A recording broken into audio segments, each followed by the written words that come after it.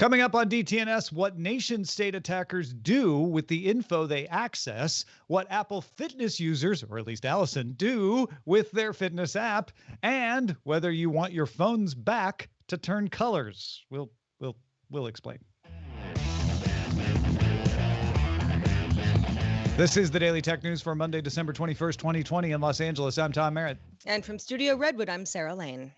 And this is Allison Sheridan from the Podfeed Podcast. And I'm the show's producer, Roger Chang.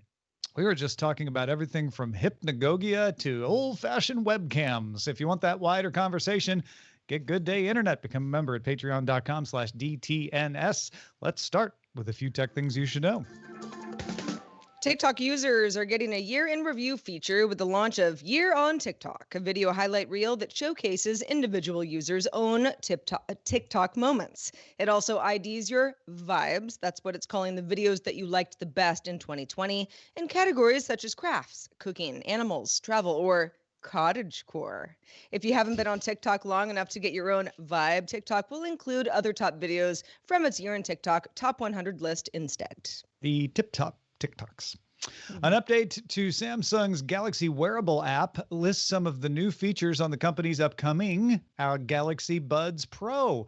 That includes spatial audio for faux surround sound when connected to a supported Samsung phone, and voice detect, not ace detect, voice detect, which lowers volume and turns on audio pass-through when the buds detect that you're speaking. Adobe released betas of Premiere Pro, Premiere Rush, and Audition for macOS, all optimized for Apple Silicon. The Premiere Pro beta is focused on core editing functionality with support for H.264, HEVC, and ProRes codecs. Third-party integrations will need to be updated to be compatible with the new versions.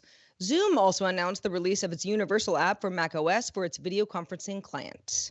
Security researchers at Citizen Lab at the University of Toronto detailed an espionage campaign that uses an iOS exploit against the personal phones of 36 Al Jazeera journalists. This appears to have been a no-click exploit, meaning that journalists didn't have to do anything except connect to an unknown server after malicious code was sent from Apple. The report claims the code for the exploit belongs to the spyware company NSO Group. The NSO Group said it does not have knowledge of which of its clients use its software, but investigates any credible charges of misuse. The report found the exploit was effective on almost all iOS devices, not updated to iOS 14. All right, everybody, brace yourselves. This may be startling to hear, but there is yet another reported technical glitch with Cyberpunk 2077. I know. Players are now reporting that game saves over 8 megabytes in size result in warnings that, quote, saved data is damaged and cannot be loaded. According to the game's developer, HD Projekt Red, these saves can't be recovered, but the issue may be resolved in a future patch. The developer recommends using an older save and to keep a lower amount of items in the game to avoid the issue. I feel like I was like Weekend Update just now where I just can't even get through it without laughing a little bit. By the way, real quickly, I just want to point out that when we say it was sent from Apple, Apple says that it is investigating this, that it protects people's data. So I think it should have read appeared to have been sent from Apple. We'll dig into that a little more. All right, let's talk a little bit more about the U.S. relief package and what it means for technology. Let's do it. Part of the coronavirus relief package deal reached by Congress over the weekend includes $7 billion for broadband internet access. The largest allocation will fund a $3.2 billion emergency broadband benefit, providing $50 per month for broadband for low-income families, with an additional $1 billion in grants for tribal broadband programs and $300 million for rural deployments. The package also includes $1.9 billion for rip and replace efforts meant to replace Huawei and ZTE equipment from U.S. networks. The FCC recently voted to approve the Secure and Trusted Communications Networks Act of 2019, which requires U.S. broadband and wireless carriers receiving universal service funding to remove Huawei equipment. So there's a lot of money for energy tech, energy grid technology, including $3.4 billion for energy storage and transportation, as well as smart utility and distribution. $4.1 billion for new energy technology, photovoltaics, and other solar tech, transportation and energy efficiency, and weatherization. There's also some funding, all less than $1 billion, for offshore wind energy, geothermal energy, marine, and hydropower. And there's $6.6 billion for modernization of existing nuclear plants and development of advanced reactors, and $6.2 billion for carbon capture and storage rollout, as well as some development money for carbon removal projects. Finally, $2.9 billion is going to ARPA-E. That's the Energy Advanced Research Division.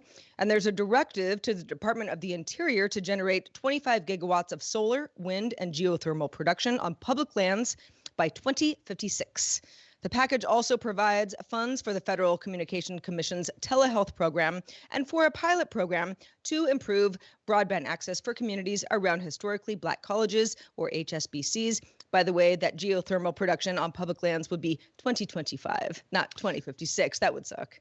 Yeah, that was my fault. I'll take the typo excuse there, but yeah, this is a lot of energy tech money out there. But I think the thing that people hope impacts them most is probably U.S. broadband, to kind of bring that to people. So, I am not the skeptical kind of person. I'm usually the optimist that always sees the best in everything. But I sort of feel like, Charlie Brown with the football and Lucy and all that, every time they say they're putting money in for broadband for low-income families. I mean, big broadband rollout. How many times have they claimed that money was actually going to go to that and then it didn't? I'm feeling a little faked. The $50 per month will go to people. Those generally end up being used by people for credits. The $300 million for the deployment, on the other hand, doesn't seem to always pan out. Yeah, that's the one. But I'm excited about all the energy tech stuff. None of that was going towards large oil companies. It seemed to read it was going the other way around. If it was going to companies involved in carbon creating industries, it was going to make carbon-free energy. At least it seemed like all of it was for that. Or carbon removal projects, like they said. Mm-hmm. Yep. Yeah, that sounds pretty good. I mean, the whole broadband for low-income families, $50 per month, you kind of go like, well, I mean, it's sort of bare bones broadband. But with all the kids being in school from home now, it used to be something where it was, I think a lot of people who were in more positions of power would say, well, yeah, sure, it'd be nice if everybody had broadband. But when it actually means your child is either going to school or not going to school, then this is really, really important. Will we ever forget those two little girls sitting outside of a Taco Bell trying to get free Wi-Fi so they could go to school? It's good. I had not heard about the providing direct relief where they could get $50 per month for broadband. I mean, that'll make a dent in the bill. That's not bad, really. Yeah, certainly if you qualify. All right, let's talk about a concept phone, Allison. All right, OnePlus revealed another concept phone, this time based on the OnePlus 8T. This concept phone has a back that can change color. The back uses a film with metal oxide under a glass panel. The film changes colors when you apply voltage. At its simplest, this could be used for notifications, like turning green if you get a text message, for example. But the phone also features a rear millimeter wave radar precise enough to detect breathing, and it can track objects as well. That could be used for gesture control, but also could do some biofeedback. For instance, the color could pulse along with your breathing, or perhaps if your breathing rates gets problematic, the back of the phone could turn red. And no, this is a concept, so OnePlus gave no indication of when it might show up in an actual phone you could buy. My first reaction to this was like, who puts their phone face down on, the desk, the desk that I'm working at right now? I would never do that because the top of my phone is where I get my notifications. So I want that facing up. And also the front of my phone is the one that I want scratched less. However, with a lot of these concepts, they sometimes seem silly at first until in practice people go, oh, this actually is super helpful. And here's why. I like the idea of being able to, I'm not so much about the breathing stuff, but just the idea of getting notifications that are color coded in a way that would be pleasant.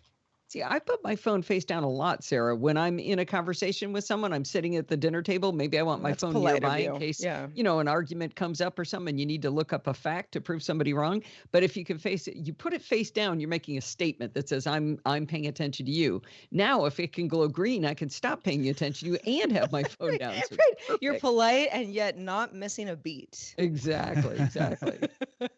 Yeah, I mean, it was a year ago that OnePlus showed us the camera under the display. By the way, somebody else beat him to it. We'll get to that later in the show. So OnePlus likes to do this. They don't always come out with the stuff, but a lot of what they showed off, they showed off the telescoping selfie cam that would pop up, and that has made it to market. Does end up. This is one where I'm not sure it will make it to market because I'm not sure what it's good for. I mean, they've told us what it could be used for, but none of those seem like compelling cases. On the other hand, companies will try this because they want to differentiate themselves from Apple and Samsung. And if you can say like, yeah, but look, ours turns colors on the back, and why now breathe, look, see, it's in sync with your breathing. Isn't that cool? That's the kind of stuff that convinces people in a store to buy a phone that they might not otherwise buy, even if it's not that practical. Yeah, like the I proof of actually do concept really is like the sorry, the Sarah. fun part of it. Oh no, go ahead. I was just going to say, I really do like the idea of the glowing back. I think that could be kind of interesting. I mean, maybe it's just fun too, right? I mean, we like having glowing lights in our background that are changing colors for the holidays and things. So it could just be fun. But I do sort of feel like OnePlus is the research arm for everybody else, and their stuff doesn't actually end up coming to market the cooler stuff.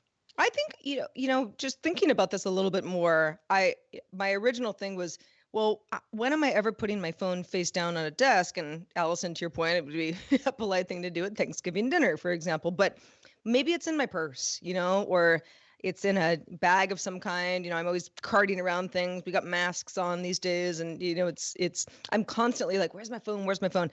To have it glowing in a way where I'm like, oh, my phone's trying to tell me something, and the color lets me know that it's a text message, or there's some sort of breathing information that I might be aware of. That really does come in handy. All right. One of the things we know about the SolarWinds attacks that we talked about all last week is that the attackers do not appear to have accessed classified information or the nuclear codes or anything like that. They seem to have been after email, maybe some other documents in non-classified systems. So what is that good for? Foreign Policy magazine interviewed more than 36 current and former U.S. intelligence and national security officials for a 3-part series about spies battling it out over big data. And it sheds some light on what a foreign government can use this kind of information for: identifying spies. In 2013, the U.S. CIA noticed that its agents in Africa were almost immediately, like the moment they stepped off the plane, being identified by the Chinese for surveillance, and they tried to figure out why. Rather than hunt for a mole like they might have in the 1960s, the CIA determined that China was analyzing stolen data. This is something China has become an expert at in the past 10 years. Back before 2010, the Chinese government was angry over the infiltration of the party and government by CIA assets. So the Chinese launched a program to discover and exploit a flaw in the CIA's online system that was used by its operatives, and they succeeded and rooted out a lot of the CIA's spies. As a result, the party discovered that the prevalence of dirty money in the Chinese system, bribes and stuff like that, was helping spies hide, because there was so much. You couldn't say just because there was a money thing that they were a spy. Too many people were involved in dirty money. So President Xi Jinping began an anti-corruption push in 2012, not just a coincidence. It may not have been only for this, but it definitely was partly because of this. In 2013, the Snowden leaks came out, revealing how far into Huawei's Chinese-based servers the CIA had penetrated, and that further spurred China to start collecting data, beginning with tracking flights and passenger lists to try to figure out, okay, if we know somebody's a spy, where are they going? It also went after biometrics data at airports like Bangkok, so maybe they could try to figure out, like, okay, we think that person's a spy. Is that the same person traveling under a different name? China had stolen information before, of course, but now it was building the infrastructure to process it. Data analysis. Intelligence facilities began to be located near data processing centers in China. The travel information was helpful in uncovering spies, but another piece of the puzzle made it much more effective.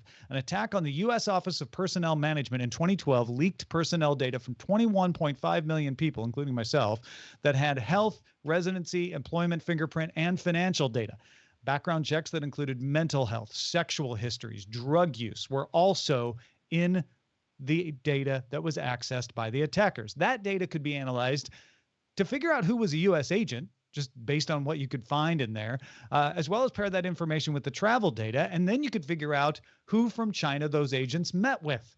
The background data particularly could be used to cultivate China's own assets abroad. For instance, recruitment of American translators at U.S. intelligence agencies increased shortly after this attack, as did much faster recruitment and harassment of spouses of U.S. officials by Chinese and Russian officials.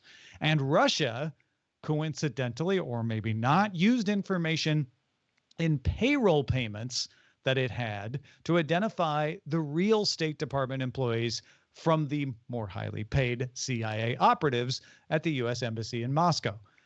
And that's what they did with the data from one database in the U.S. government in 2012.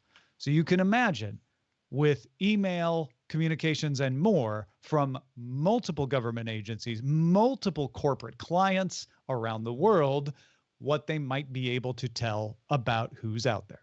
Yeah, no kidding. And especially, the classified documents versus non-classified email documents and other correspondence, being able to infiltrate that gives you a great idea of where people are going and when, but also, yeah, who their families are, where they live, where they're going, where they've come from. It's very mind-blowing to me. And I know we had somebody on our show last week who said, can't wait for the movie on this, who's getting the movie rights, because this is a good one. I mean, not good in the sense that any of this happened, but boy, talking about some espionage stuff, it does not get any deeper than this. Well, Allison, Tom, what do you make of it? Well, Tom mentioned at the beginning that they didn't access classified information, so we're all happy about that. But there's kind of an analogy when you look at classified information in my previous work employment.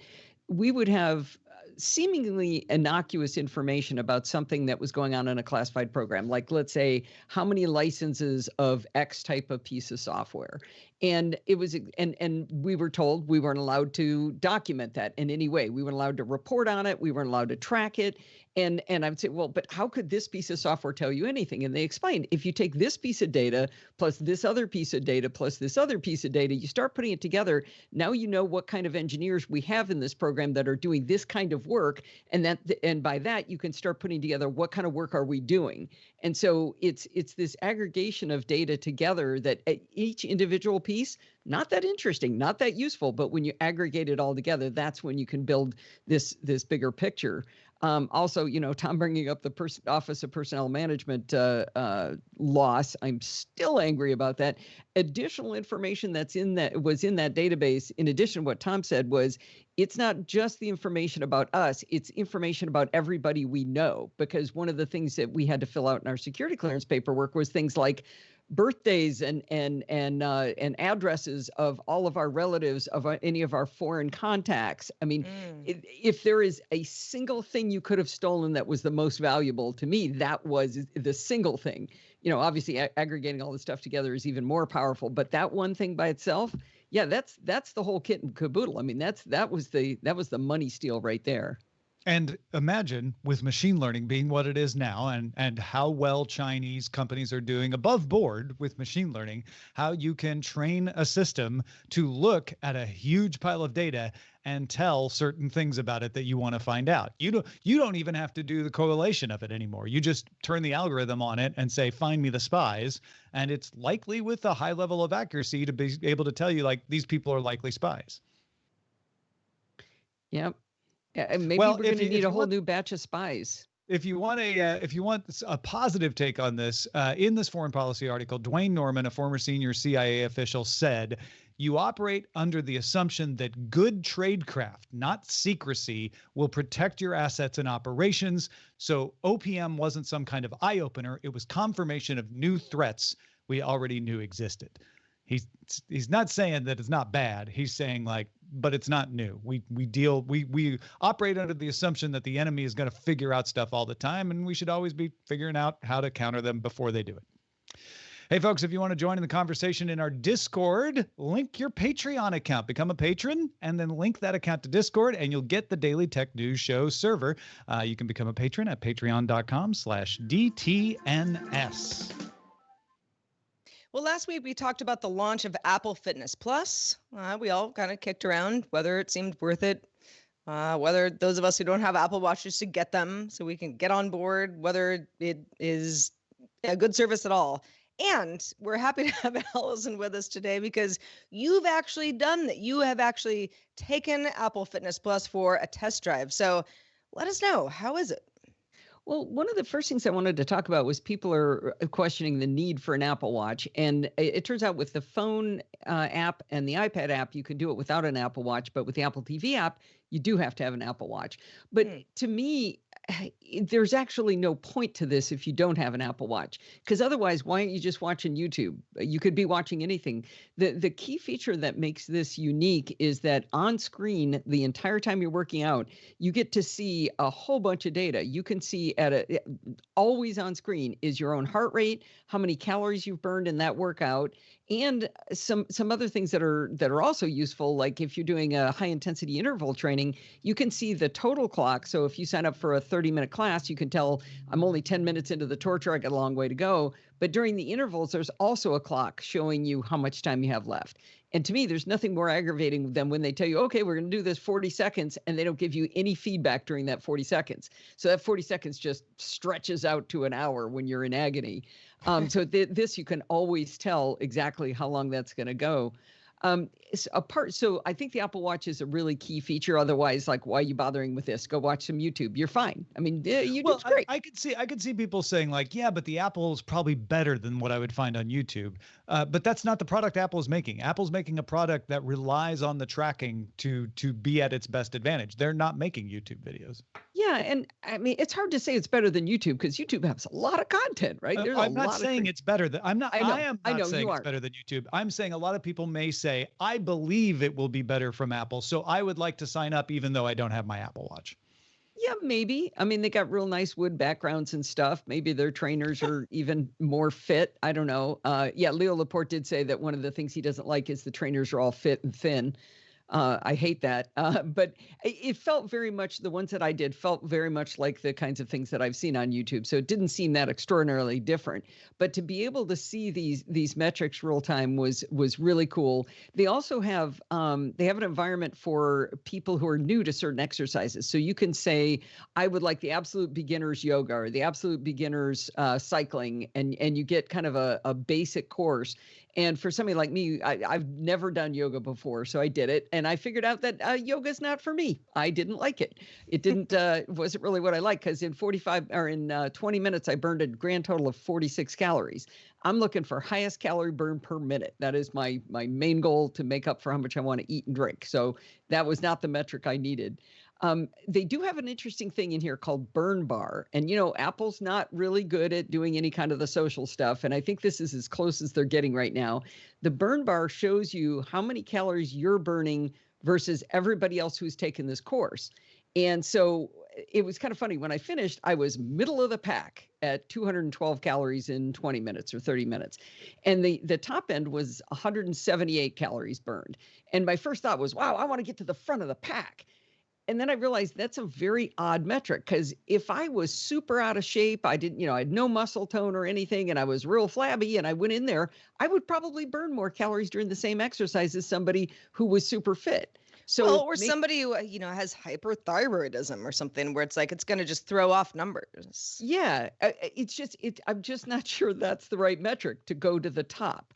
I did get my heart rate up to 160 beats per minute, and your peak heart rate's supposed to be like 220 minus your age, and I'm 62, so I should have stopped at 158. And I can tell you, 160 does not feel good. That is not where I wanted to be, so I needed to slow it down. The other thing I did want to talk about was from a tech standpoint. Again, you could do it on your phone, your iPad, or the big screen TV with your Apple TV. And I can see it being super useful to use an iPad, say, in a hotel room or something like that when you're on travel. But I also discovered that the type of class you're doing might change which device you want to use. So my TV is like 8 feet up off the wall, on the wall in our bedroom. And that's really hard to use when you're doing a downward dog in yoga. I couldn't see it at all. So I actually stopped the workout and started it over on the iPad. And then I'd move the iPad, from the bed to the floor to the bed to the floor as she was changing what she was telling us to do. So it is good to think about what kind of workout you're doing as you pick your the tool you're going to use to watch it. All right, folks, let us know if you're using this, what you think too. Feedback at dailytechnewsshow.com. Real quickly, ZTE is the first to market with a phone with an under display 32 megapixel selfie cam available on the ZTE Axon 25G. It was a year ago about this time that we were seeing it from, I think, Oppo, but now we're seeing it from ZTE in the market. The reviews are in and mostly find the phone to be respectable as a mid-range smartphone with a pretty bad selfie cam. The Verge's Sam Byford describes the camera as producing hazy, soft photos with weak colors and blown out highlights in good light, with a ton of noise and obliterated detail in lower light. Android Authority's David Immel describes it a little more charitably as adding a glow reminiscent of Vaseline on the lens of a 60s movie camera. Streisand effect. The screen uses a combination of organic and inorganic film over the camera to let some light through. And then that section, which is pretty small up at the top, has lower pixel density. So you do tend to see where the square is over the camera, especially with white backgrounds. Outside of its headline feature, though, reviewers seem to like the 90 hertz 1080 OLED screen phone with a 5G modem and 8 gigabytes of RAM for €449. The good thing is, Tom, cameras in cell phones aren't really important, right? Hardly anybody uses them. It's not like that would be a feature you'd want to work really well. Right. Well, that's the weird thing, right? I guess maybe for people who don't care about cameras, having them hidden under the screen is better. But then if you can tell it's there, I don't know. We'll see who buys ridiculous. This is absolutely ridiculous. I mean, it wouldn't be ridiculous if the selfie camera, people were like, this is amazing. It sounds like the camera is just, sure, it's hidden, but it's also not very good. I mean, who's winning? We're not quite there yet. I absolutely don't care about the notch. I know people lose their minds about it. I don't either. I do not. It is never a thing that has ever bothered me in any sense. I'm like, really? I mean, just a tiny thing. Just don't look at it. Exactly. All right, let's check out the mailbag, Sarah. Oh, let's do it. Jared wrote in and was one of several people who noted that Tom and I last week kept mentioning fighter pilots when we were discussing U-2 surveillance planes. And of course, the U-2 plane is a surveillance plane and not a fighter. So we regret that error. Jared also added, though, when you think about any aircraft, there is a lot going on around aviating, navigating, communicating. When you're a single pilot, that alone is a difficult job.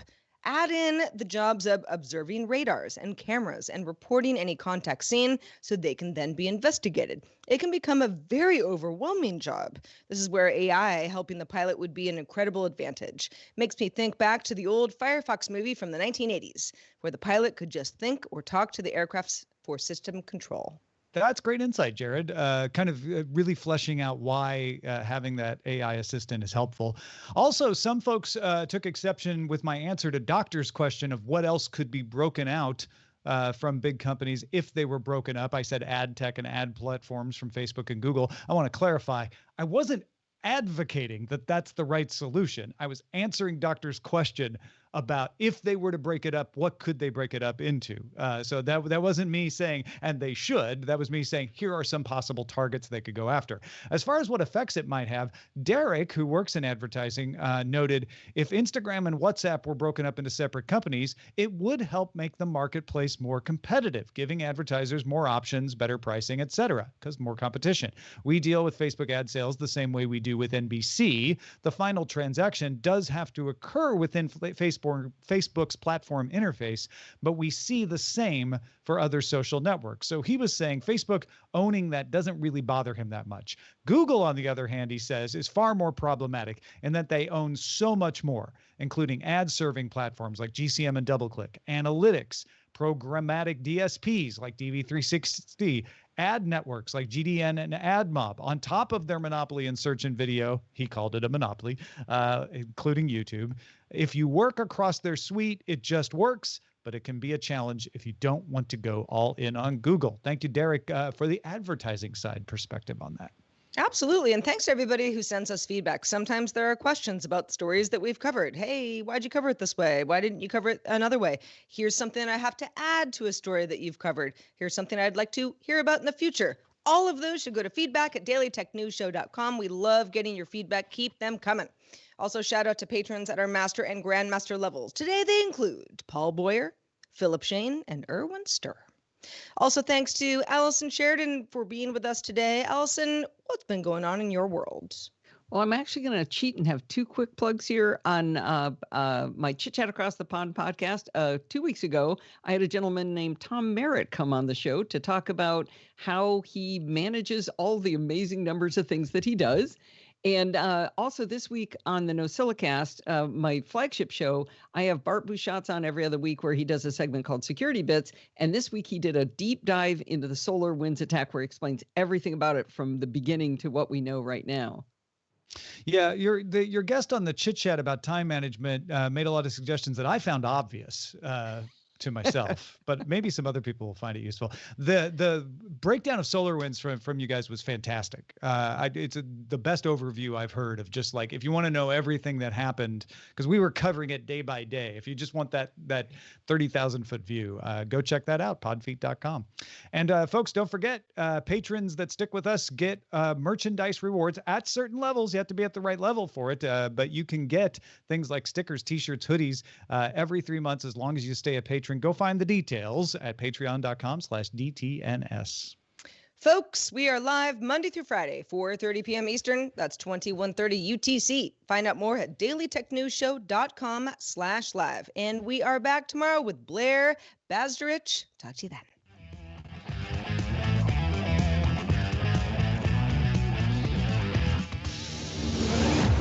This show is part of the Frog Pants Network. Get more at frogpants.com. Diamond Club hopes you have enjoyed this program.